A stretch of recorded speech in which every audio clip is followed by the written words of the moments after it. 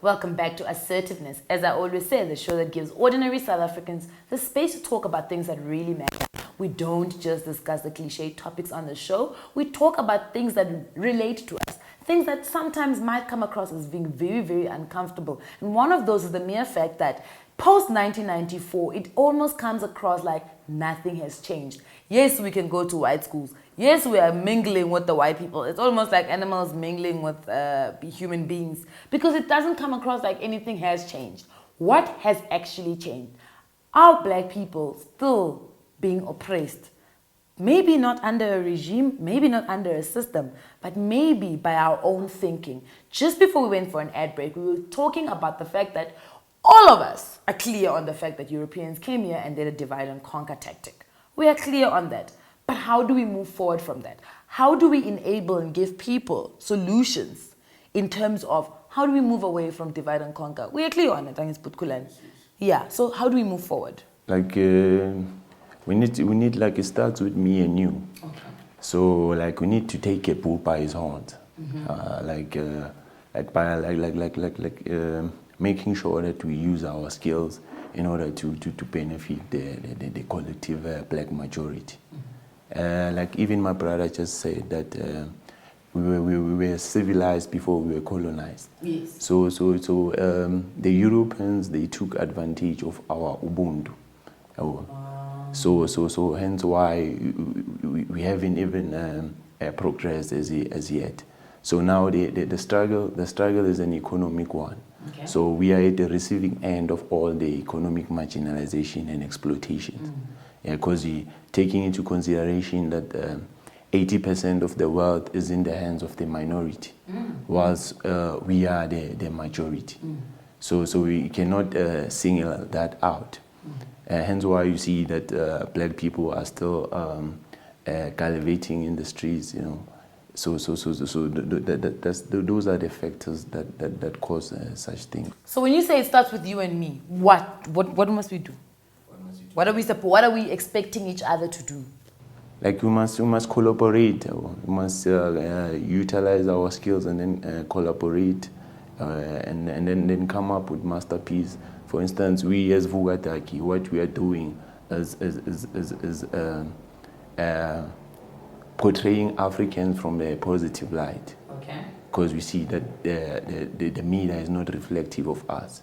So it's upon us to create a media avenue that will appeal to a vast black majority. But are black people ready to consume that? Because my understanding or my take on black people in general is that we've been colonized mentally so badly that our mental standing is still there pre-1994. It's almost like that thing of a child, how we are brought up as black children. Black children, your mother never asked you how was school today? How are you feeling? They don't ask you about your feelings. Your feelings are irrelevant, you know? You had to come home, kumila makaozi, kumila icathulo zesikolo, wenza homework, 4 o'clock ukhipha inyama efrijini.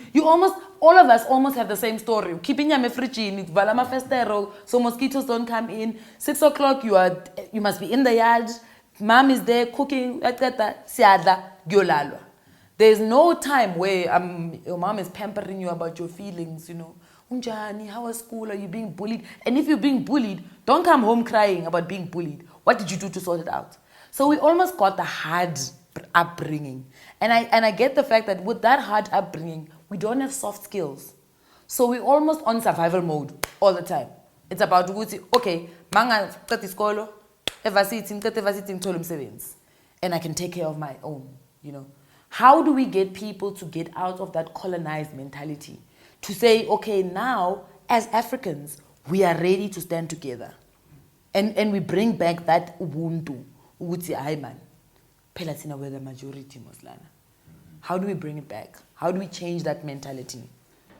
You see, I'll talk about practical ways of going about it. Theory is over now. Yeah.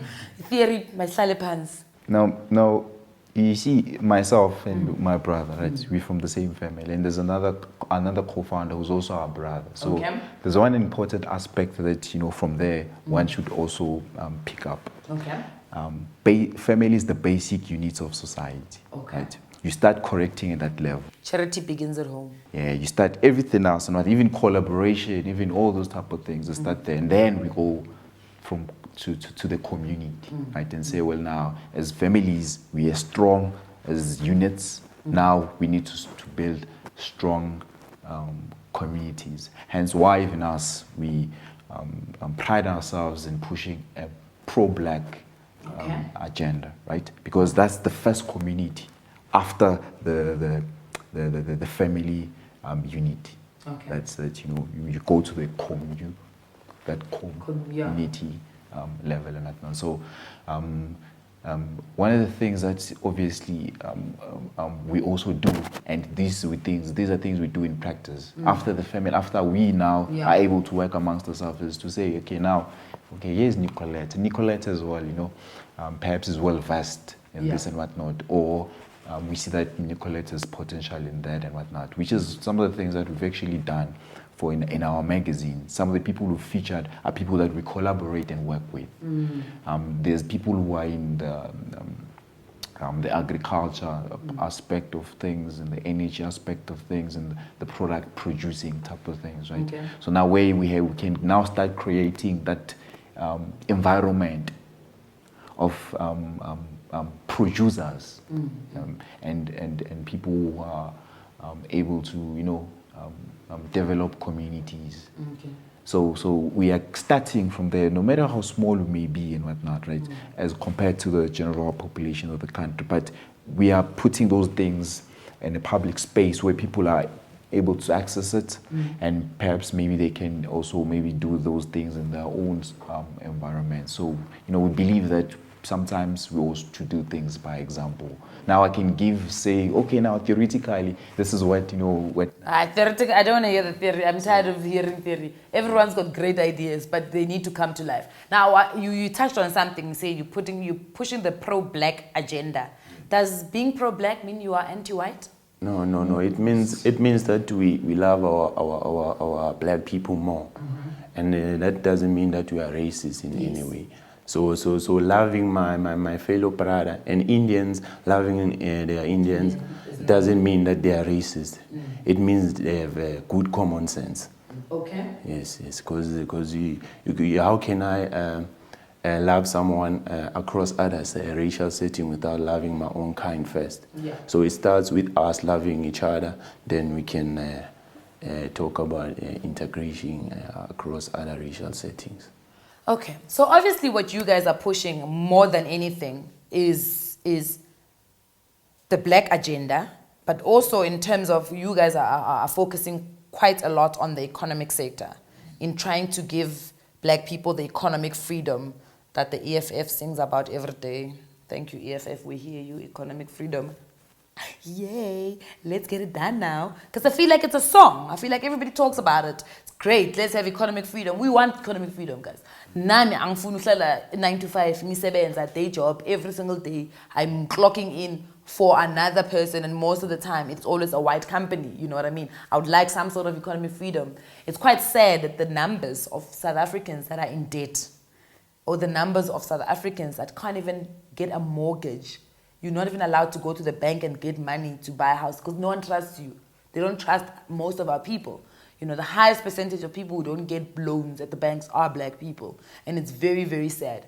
But I want to come back to the buy black thing. Do you guys promote buy black? Yes. And why do you promote buy black? Okay, I can.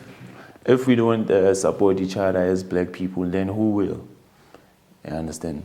So we can't expect those across other racial settings to support us without us supporting each other, like first and foremost.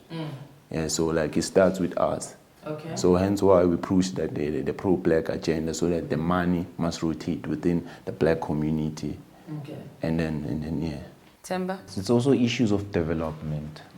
Now, you mentioned an important part of saying a 9 to 5 and that, and most people who who are unfortunately trapped in that type of system are not well compensated for it. Yes, yes. Right. Now, if we were to push, if we were to say push an agenda of saying buy black and whatnot, there we know that we would drive more black people to be producers in the first place, which is very important because we have to be self-sufficient as a people. We can't be dependent on other people. For if they one day decide to say, well, let's perhaps biologically, mass kill black bodies, they could do it because we consume what they produce. So those type of elements that we must be reliant on ourselves on for the basic and essential things, because all animals are like that. They are able to do things for themselves. Right? Now, this dependency syndrome, whatnot, is a problem that's you also see that it's now playing itself in different ways. You see now people demanding this and that from there because we are somewhat incapable, or actually we are very capable, but we are in a position where we don't produce. So now if you were to support and buy things from other black people, then we'd be driving and pushing our own economy, where we are dependent on our own things, where even the economy now is able to benefit us. Exactly, more jobs will be created and stuff. But here's my question. I know that a certain radio station and magazine was pushing the idea of a Buy Black week. Now my question is, are we realistic? Are we there yet for us to say we can have a whole week where people are buying black? Let's take a normal day. Vuka ekuseni kwamele ugeze. Are there soaps that are being made by black? Is there a black producer for Insipho? Yes. For bathing?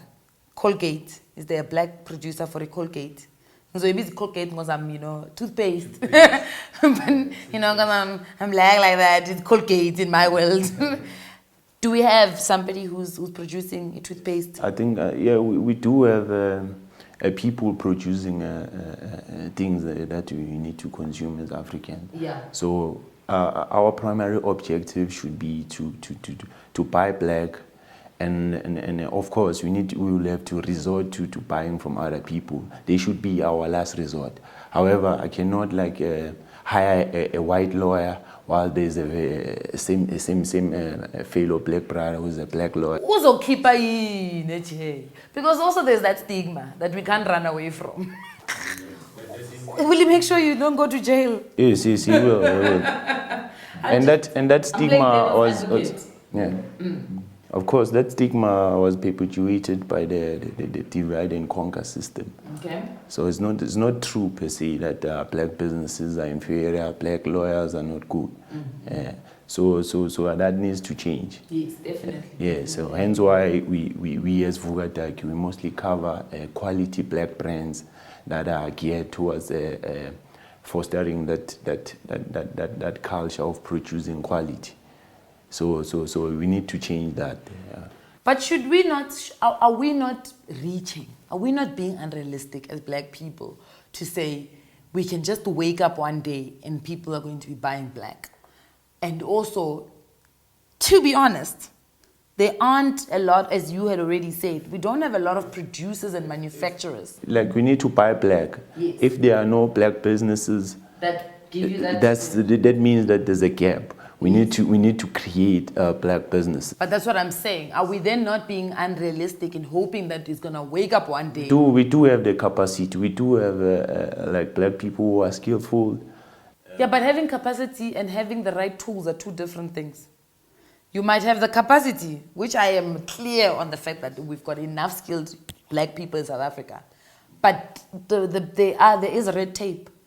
It comes now with finances. Do you have finances to be able to produce mass production of whatever it is that you want to go into? Let's say for sakes, somebody needs to produce a toothpaste, black produced, or you start on a zero budget. You push on a zero budget. Okay. Of course, perhaps you might start with a few volume, and then you market them, and then you do a pre-order system whereby they order your merchandise beforehand, they pay, and then of course you're going to utilize that money to produce and stuff. So of course you need to push on a zero budget. So it can't be an excuse that you don't have funding. Yeah. Like us, for instance, we don't have funding, however we're pushing. Vuka that. Under 7 months in existence, we have about 500,000 people hitting our site. Vuka. So just on a zero budget. So funding. But see, that's what people need to hear. That's what people need to hear, because we sit and we lie to each other and we say to each other, funding. We sit and we sell each other dreams about, but nobody ever says to black people, nobody ever is honest with black people. When we sit in our friends, in our groups with our friends, we never are honest with each other to say, Entanga, come on, you're lazy now. You understand? You studied physics, you studied law, and I know for a fact that you've got a group of people that they might not be your direct friends, but a network of people that you guys could come up with the most amazing things. Yeah, but in any case, like we started a WhatsApp group. It's called Buy Black, and what we do is we add on abantu, who have businesses and services. Obviously, we'll ask you what's your service, because we don't want too many people doing catering. Then now no one can actually get business. So the idea for it was to, first of all, push also the black buying agenda. But number two, to be able to call each other out. And I think that's the most important thing. Because as black people, we also don't call each other out. Do you understand? Umuntu uzomhirisha. Let's say you hire somebody to do, let's say you guys don't print your magazine. No chance. It's an online, it's an online digital. Yeah. Now imagine the person who's hosting your online platform. One day, you guys ask him to change a few graphics, graphics, and then you need the magazine to now go live. Nothing is happening. He's not going live. He's telling you, no, I'm still loading. No, I'm still loading. Now, when it's when your audience, your 500,000 audience is waiting for you waiting for that magazine to be online, and it's not going online. He doesn't say anything to you. Actually, next. So those are the kind of things that we are trying to also, fix. Is the fact that let's fix ourselves as black people. Let's sort it out. If your business, if a fellow black person's business is not performing and is perpetuating that stigma that we spoke about, because there is a stigma against black companies, we should be calling each other out, And for me, that is very, very important. But more than anything, how do we turn the stigma around, guys? Because I think it feels like, fine, we can call each other out, but how many companies are you going to call out? Like the stigma, we can change it by positioning our black-owned businesses on quality. Okay. And creating like a specialized product. Okay. That will make us to have a competitive edge over the likes of your Chinese, who have the mass. No, not Hong Kong per se. That mass production competitive advantage.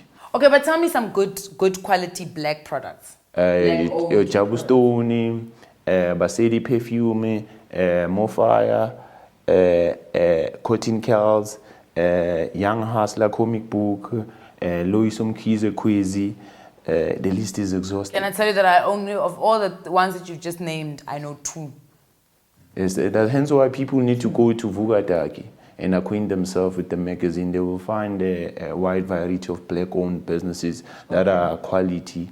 Yeah. So you guys almost have like an archive or like a database of, if I go there and I'm looking for, let's say, maybe skin product. A skin product, I can go there and find somebody who's covered, who does, something like that. With them, with their business, yeah. Is it? Okay, but like let's talk about Jabu Stone. Jabu Stone is a product that is specifically for natural hair. Natural hair. Is it just natural hair, or is it? But it started off as what, dreadlocks? Dreadlocks, yeah. But now they also cater for afro and yeah. But that's my problem. You see, that's my problem. That's my exact problem. Black products, and granted, it's okay for you to start off with what you know, but most black products that are thriving are for a specific black group. Hence why it's so difficult for us to compete on a global stage. But if you like specialize in a certain a niche, you will have a competitive edge, because even the you won't have like a production shortcomings, because you don't have different departments. You only have one specific niche, which yeah. But carry on. I'm very excited. I just throw something in. But Specialization is very, very fundamental. it's very, very fundamental for for your business development, but not for the buy black agenda. And I'll tell you why I say that. Because if Jabu Stone is making products just for black people, now, first and foremost, as black people are moving to a weave, we are no longer natural hair. So already there's an issue there. Because that means Jabu Stone was already becoming very shaky.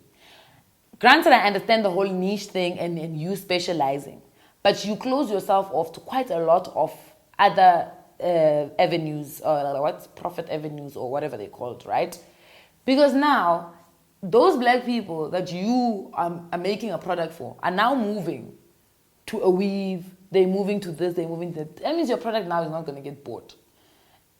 Which means that's the room for other black businesses to create weave products or braiding and stuff. Jabu Stone has done his part, so it's upon us to yeah, man. But who's coming up? Who's? I know Peltusi just. Peltusi. There's a product as well in cotton cows. It's for. What's cotton curls now? Yeah, it's also a product for. It's a hair product as well. Are black businesses struggling because of marketing budgets? I mean, obviously, yeah. Finance is an aspect that's hindering. So we're going back to funding. You said funding is not an issue. It is to a certain extent not an issue and an issue as well at the same time, because I mean you think about there's laws, foreign laws for instance, of saying now you need a space. Now you have to go rent a property, and with somebody say your white counterparts. White counterparts don't have to struggle for their finances or anything. They've inherited from The bags and the pains of our. The backs and the pains of our forefathers. What you say? And even ours as well, not just their forefathers alone. Even ours, no, even us. Because now obviously we had to also inherit these things from our forefathers as well. So off our backs, now we have to go to industries where now I have to go and pay rent in my own place, in my own home. I'm not a hobo in this country. Now it's one thing that Some people are even paying rent at their mother's homes. When you're still talking about other people's flats. We're talking about a kaya. So now economics is the new form of racism, because you see even black brands are even marginalized shelf space by this white-owned business establishment. You understand? So you understand that owning a black business is. But it's not a reliable. It's not because we can rely on the white business to produce. Because, and I'll tell you, I'll give you a proper example, because I'm in this media space, in the community media space. And what I found that in the community media space, in newspaper, let's say it's called Assertiveness newspaper. It's a community-based newspaper. It's dependent on advertisers. If advertisers don't come on board, you use it by print. But I know Sunday Times is Opuma every Sunday, because they've had the time. And they've so that is that not talking about the white media, they have that conglomerate. Yes, so they have that group economics system whereby they trade amongst each other. So they have created that system whereby they know that the money rotates amongst their community as those white establishments. So that's the competitive edge that they have over black-owned businesses. It's like money. Okay, but should we not, as black people, then come together and say, 2016, Siyenza Colgate. Let's get at least 10 people who are going to invest, and we're going to make Colgate. That's the first product we're bringing on the market. Then the next year, or maybe halfway through 2016, it's okay, sharp. Colgate, we've got our Colgate is on. Colgate, like toothpaste. Our toothpaste is on the shelves. Then we say, what's next? Asenzeni rama. Because abantwana badla isinkwa bagqobisa rama. Senzeni rama. We make black produced rama for the rest of 2016. Then we've conquered that. Do you understand what I'm saying? Instead of zonke siyazama, everyone is trying here, everyone's trying there. Eventually, it comes back to that thing of we're being unrealistic with this buy black thing. Because as you said, it's a buzz. It's a big buzz for a week. Wonke umuntu uyakhuluma ngayo. We are on social media. We are angry. We are writing long paragraphs.